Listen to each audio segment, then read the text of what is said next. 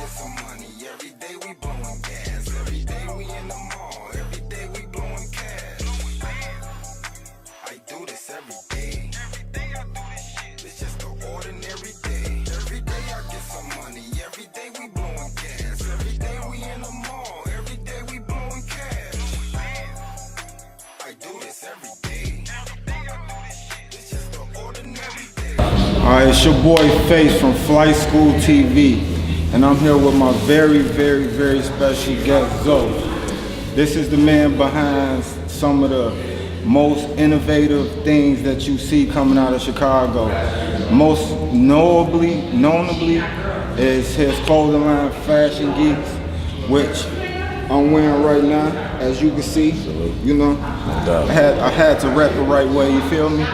So I wanted to start the interview just by asking about your upbringing and your childhood, just so we can, before we get into anything else, let's start at the beginning. Okay. Well, I'm from a very poor. I had a very poor upbringing. You know, until I was about 8th grade. I'm from a project in Chicago on the South Side called Load Homes Projects. We were very underprivileged. We're blessed. Had a really strong, hustling mom.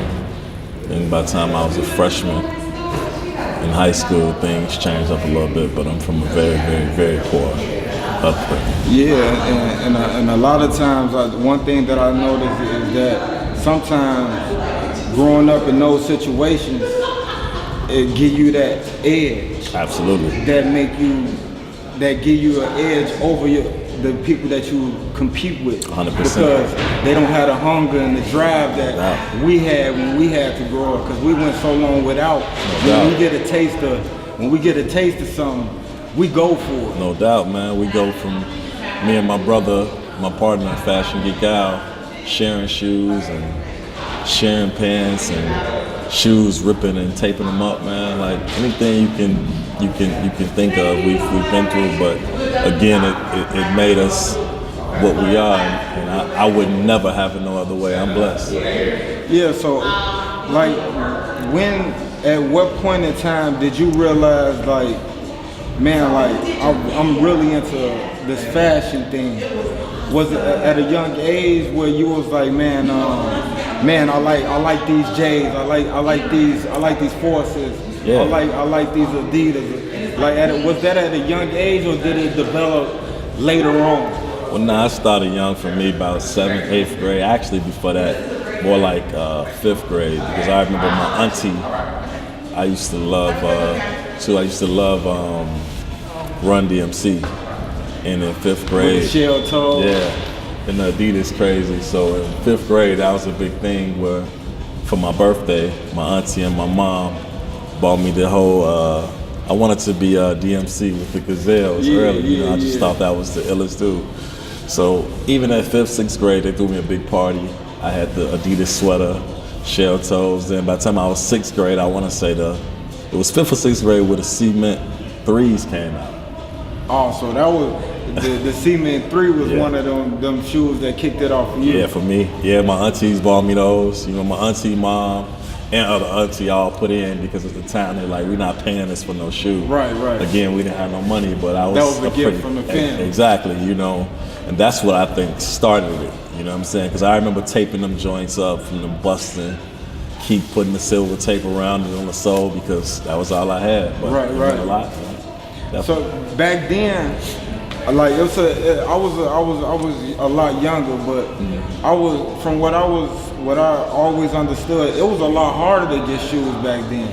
Like if certain shoes only came out in New York, or certain shoes came out in certain regions, and if you was really into fashion and sneakers, you really had to travel to get your hands on them. It's not like now with the internet where you can click a button and you get that shoe. Back then it was kind of different. Well, I think around my time it was that definitely is the case.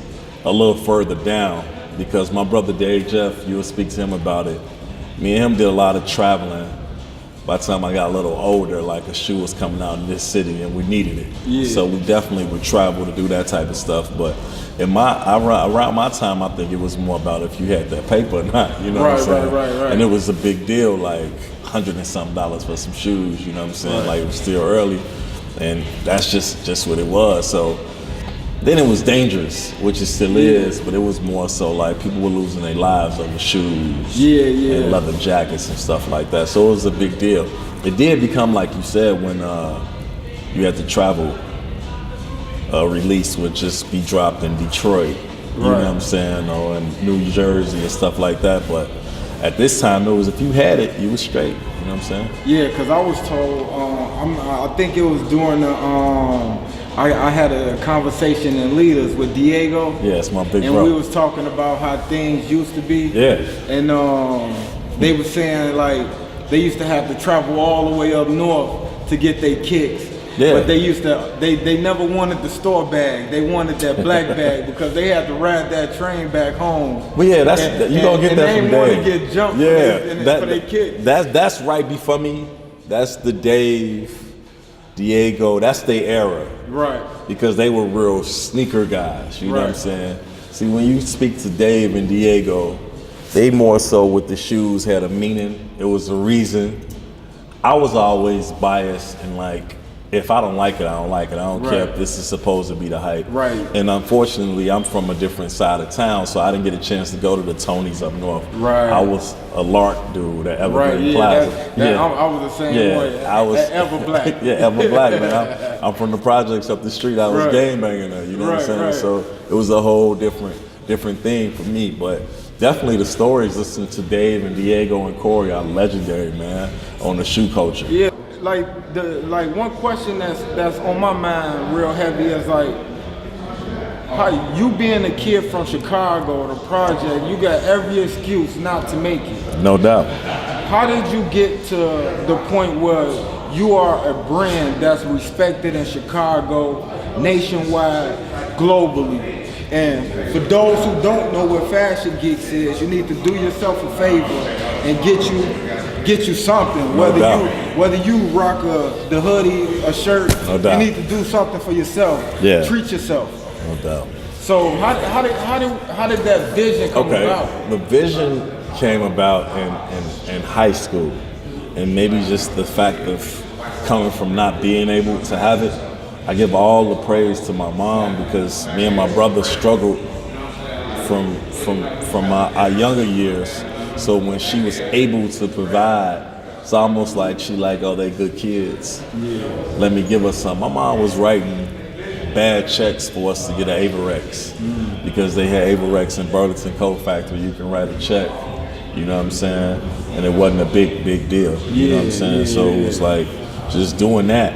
It was more so like by her allowing that, it was just like, yo, it was more so like take it where she knew we had a love for what we was doing. She knew that we really loved fashion because we didn't have anything, you know what I'm saying? So when we got a chance, a Fila shirt was a big deal. Right. A Carl Canat t-shirt was a huge deal. So I've always been in it, but how it started, man, was just not having it. I remember being in high school, I played ball. I was more concerned with what am I wearing when I come upstairs from the basketball game. Right. Because everybody gonna be standing outside. So when you come up that locker room and you come up that locker room and they like, good game, whatever, they always was sizing me up. Yeah. Man, you got on a new Fila sweatsuit. From the feet up. All the way, man, to the herringbone with the Mickey Mouse charm. Right. You know what I'm saying? Like I'm from the hood for real. So that's just what we was into. But that's how it started, man. Then by the time I got to college, I did a little JUCO because I played basketball. I just looked at the numbers of people who were making it playing basketball.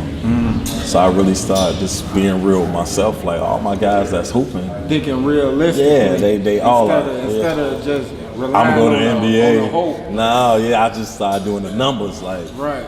This dude got game, man. Right. He a school teacher now. Right. And I just was like, nah, I'm not on none of that. You know what I'm saying? So that was just the deal. Like, definitely not doing that. So when it got to that point, I made some t-shirts. I'm real conscious on the low. That's something that people don't know about. Heavy into the Black Panthers and Black leaders. So my tees at first would have just iconic Black figures. Right. That was the first thing. Outside of the trunk. This store that we in now, Dave Jeff's spot, Dave had a spot in Hyde Park called Fly. Right. Always idolized him, like how he moved. I thought Dave was Carl Canai, you know what I'm saying? Right. So I remember having my man Zeph. And it's good to have somebody that you can draw that inspiration from, because you know what I'm saying? Like that's why I feel it's important for people to hear your story. No doubt. Because a lot of people on the outside looking in look at you like, man, I seen bro the other day. No doubt. Bro doing his thing. No you doubt. feel me? No doubt. And when it's more effective when you see people that you're close to or that you able to be close to accomplish some of the things that you might not even know you want to do, but they might inspire you to Yes. And that's what it was with Dave. Dave was just, we go in the Fly store, it was always the energy. He had pictures of every celebrity on the wall, and I just be like, man, I just love how y'all in here at noon, and it feel like it's a Friday evening, and they're kicking it, but you're doing what you love. So I would be around Dave. Dave adapted, you know what I'm saying? Dave let me move around. It's two things. It's a combination of Fly and leaders. Right. I learned the marketing and the being you from Dave. Right. I learned the business from Corey. And just to rewind it a little bit before we get into that, I did a t-shirt, like I said, with the images on it. And then that became a popular thing. Everybody started putting images on the shirt. Right. So I'm like, let me get into a brand, because I knew I wanted to be in this business, but I couldn't do what everybody else was. So let me start a brand, because everybody is throwing Tupac on a t-shirt, Biggie on a t-shirt, you know what I'm saying? So let me start this brand. So this is my own thing. Went to an artist, this guy I grew up with named Zephaniah Farby. Real popular artist right now. He's still doing his thing. And I had this vision with this duck. And I asked him like, yo, I want this preppy little character, and I don't want it to have a color. Right. I don't want you to look at it and think FUBU or Mecca. I want it to be like, we in the sneakers, so the Asian kids and all that be like, I don't know who made it, but it's dope. Yeah. He drew it. I paid $250 for that logo.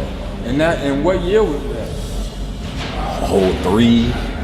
That's 04. 03. Yeah, 03, 04. And the crazy thing is that you came up with that preppy look. Yeah. The geek. The geek look, yeah. And then it became in 2017, 2018, they rule the world. It's the look. That was the weird part, to do it and then it becomes so popular. Right. Like we really was the first ones when we was adapting it's cool to be fly colors, glasses. Right, The duck right. had the glasses on it, so it was like a nerdy thing, and it just became a thing, and it was cool, and then it became like the wave with the world. So for a lot of people, I mean, people should be inspired to believe that they can do certain things. Yeah. But it's also a reality that people gonna eventually have to face. No doubt. And I'm pretty sure it wasn't just cake and butter for you. Nah. You feel me? Like I know you went through some tough times. Very. So, like, can you just off the top of your head remember like a time where it was rough for you? Because right now people see it and they think it's easy. Yeah. Well, it was way rougher and way more rough times than fun times. Right now you see the finished product because of social media. Right. And by the time social media came, we were doing our thing. But it was definitely times where I didn't have nowhere to stay. I was homeless. I would stay with friends. You make $500, and of course you want to get something nice because it's been a while since you had $500. But my thing is, I'm gonna get $500 worth of t-shirts. Right, reinvest. And even if I don't make nothing, I'm gonna learn from the mistakes. Right. I'ma see what they don't like, what they do like. They gonna diss me, they not. And that was just always my goal every Friday, just to keep it real with you. Every week, I would put whatever I had and I put out a t-shirt. That was just my thing. So, how important, what would you think, what would you say as far as business, what's more important? Is it networking or quality product? Or you can't really say neither one is more important? Well, it's a mixture of both, man, because it's impossible. You know what I'm saying? I feel like the quality is what made us stand out. Like when I first dropped the t-shirt, they was $50, $60 off the rip, and people was like, that's high. Right. But I was using the best blank, the best print. Right. Because I didn't want it where you can hate my stuff and be like, oh, this is cheap. Worth it. Nah, that was the first thing I wanted to get out of the thing. Like, yo, this is good quality. So when the last thing you're gonna say is it's cheap. That's the last thing. You're not, like, even now, 12, 13, 14 years later, if you don't like it, you don't like it, but you can't disrespect me. That'll get feedback from me if you say something on my page and say this cheap. Nah, you're not gonna say that because the blanks are so expensive. That was always the thing with quality. So, but it's back to what you asked me. It's a mixture of both. I'm a firm believer that you're not gonna get anything happening or popping if you in your own way and don't support nothing that nobody else is doing. Right. If you too cool, that's like I hear rappers say, I don't listen to other rappers. I think that's the dumbest thing in the world. That's cool. You know what I'm saying? It's the same thing when you got brands here that don't support nothing else. How you expect? Right. You too cool, or I don't go out, or I don't do this. It's whack. So, a question that I always ask people that I interview is like, especially people from Chicago, well, mainly people from Chicago, you know, with the scene the way it is right now, like with Kanye doing this thing, you got Don C doing this thing, you got like you doing your thing, you know what I'm saying?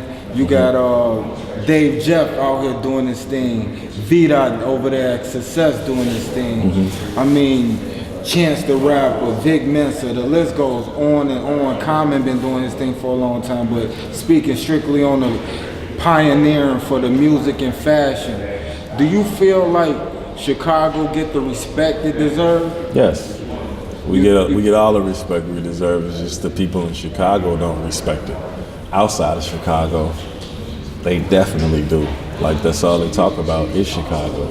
It's just the people here don't travel enough, so they don't hear or feel the energy of how we celebrate it. Yeah, we get a whole lot of love outside of Chicago. Yeah, that's one thing that I can co-sign because I'm one of them people that I gotta spread my wings. I gotta, like, if traveling is one thing that I feel like you can never waste money on. No doubt.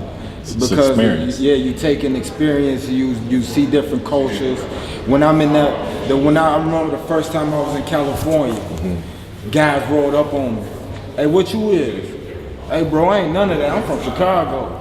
Word. Oh, you from Chicago? Oh man, we fuck with Chicago, bro. Oh, Word. you good, bro? We Word. fuck with Chicago. Dope. You know what I'm saying? When I was in Miami, I'm telling people I'm from Chicago. I get a lot of love, you know? I dropped the Miami episode when I traveled to Miami and interviewed a lot of boutiques, and the love that we get outside of Chicago is crazy. It's dope. So do you see a time where Chicago will become that premier city like New York is when it comes to fashion? Like how they get certain releases and they get certain stores. Do you think Chicago will ever reach that? Well, moment? New York is a different monster because that's the Mecca. That's where a lot of the designer showrooms are. You know what I'm saying? So it's different. Like they have designer clearance sales in New York because they can, but we would never hear anything about any of that. Right. You know what I'm saying? It's just different. New York is based on just that. I feel like Chicago just to do what is just gonna be tough to ever get to where New York is because it's I feel like what the city is based on. You got people from around the world that move there to focus on that. It's a different networking there. It's different things there. You know what I'm saying? But Chicago is just, Chicago's not there yet. Eventually, I feel like, hopefully, you know, before we lay down, we can sit back and be like, wow, it's getting there, but it's gonna be tough because that's been New York for years, you know what I'm saying? And like I said, all the showrooms are there, a lot of the designers are from there, so it's just different in New York. So as far as Fashion Geeks, I know you've had multiple stores around the city, you know what I'm saying? Like, an online presence is heavy. Yes. Like what's the next? I'm not asking for your game plan. I don't want to know the secrets to the recipe. It's not that. But what would you consider the next step for Fashion Geeks? But what I'm doing now is the Alonzo Jackson brand. The Alonzo Jackson. Yeah, because even with Fashion Geek, it's more based on the people. Alonzo Jackson would be more so what I love, but I was always scared that people wouldn't feel. And now I'm just confident to give the world me 100%. It's just strictly the Alonzo Jackson. Fashion Geek is my baby, so it's gonna be around. It's gonna stay creative and initiative, but it's just Alonzo Jackson is gonna be left. And everybody might not be able to relate, but I'll be able to look at it and be like, Kanye, I love this. This is what I love, so this is what I'm gonna push outside of that, and that's just it. But Fashion Geek got a lot coming this year and next year, man. I got 2 shoe collabs I can't speak on yet. If y'all didn't hear that, he just said he got 2 shoe collabs. 2. It's hard to get one. Yeah, we got 2. The man got 2. So y'all just gotta understand who we dealing with, when we talking right now. Just understand this is big business. Yeah, give it 4 months. One of them gonna drop. You know what I'm saying? Just understand what we doing right here. Yeah, 4. One I'm gonna drop, and then I mean that's pretty much it. Just waiting on that. But Alonzo Jackson is really what I'm basing everything on, because what I'm doing with Fashion Geek is. It's kind of commercial, like everybody caught up to that. So I gotta show what I'm really, really into. You want to establish more independence from 100%. Everything else. 100%, man. So to end the interview, I just want you to give our viewers a way to contact you, to look up your merch, or to see what you got upcoming. Like, where can they find you? Okay, well. My email, if you ever got any questions or need to talk to me about anything, is fashiongeeksales with an S at the end at gmail.com. My site is alonzojackson.com. My Instagram is fashiongeekzo. And that's pretty much it. I'm active on all 3, so whatever's needed, let's rock. Man, and I'm Face from Flight Skool TV, and I can't thank you enough for giving me your time. I do appreciate it. I appreciate the opportunity, man. And this right here is Black Excellence. If you didn't know, now you know, man. Flight Skool TV. Love. Peace.